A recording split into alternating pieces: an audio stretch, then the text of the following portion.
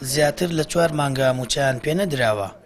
کرێکار و کارگوزارەکانی نەخۆشخانەکانی هەڵەبجەن لە گرتبوونەوەیەکی ناڕەزاییدا داوای مافەکانیان لە حکوومەت دەکەن. ئێمە پشەویژی ئەمە لەسەر ئەمەیە هیچ شتێکی ترمان نییە هەر ئەمەکەی هەیە لە خانی کرێ هەیە دوو مناڵ کەوتووە ملیا هەیە خێزانی نەخۆشە بەسێ 100,000 باوەڕ ناکەم نەپارەی کرێ بەی ینی هەموو مانگی قەرز دەکات.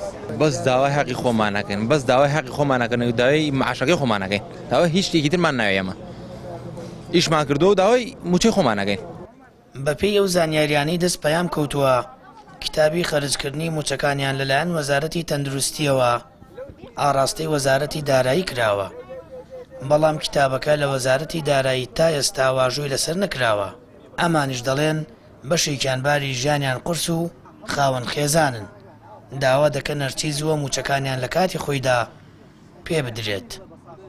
ڕام موچەمان وەرنەگرتووە داوای حەقی خۆیشمانەکەین وڵی هەر هەموو کارمەندی حکوومەت کۆکەرەوە بە قەود و کرێکارمان و نابێ لەوە داوای مافی خۆی بکە خراپە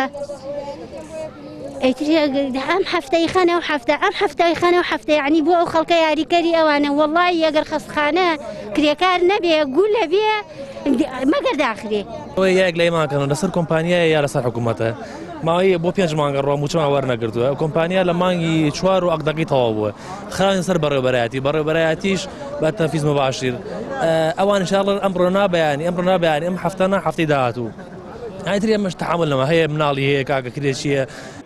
جێگری بەڕێوەبەری تەندروستی هەڵەبجە داوا لە وەزارەتی دارایی دەکات شایستە دارایەکانی ئەو کرێکار و کارگوزارانە خەرج بکات کە مافێکی سەرەتایی خۆیانە و لە وەزارەتی دارایی کتابەکەیان ڕاگیراوە.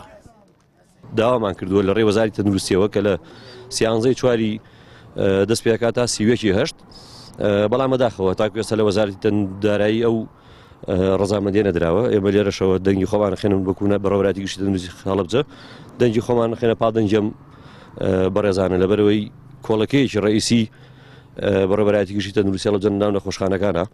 زیاتر لە 5 مانگە ئەو کرێکار و کارگوزارانە میلاکیان بە شێوەی گرێبەست گوازراوەتەوە سەر حکوومەت و وەزارەتی تەندروستی، بەڵام نزیک دەبێتەوە لە 5 مانگ بڕیاری پێدانی موچەکانیان ڕاگیراوە. ژمارە و کارگوزارانە 163 کەسە و حکوومەت بۆ ئەو 4 مانگە زیاتر لە 296 ملیۆن دینار قەرزاری ئەو کرێکار و کارگوزارانەیە کە ئەرکی پاک و خاوێن ڕاگرتنی نەخۆشخانەکانی هەڵەبجەیان لە ئەستۆدایە. سامان فەتاح کەناڵی ئاسمانی پەیام هەڵەبجە.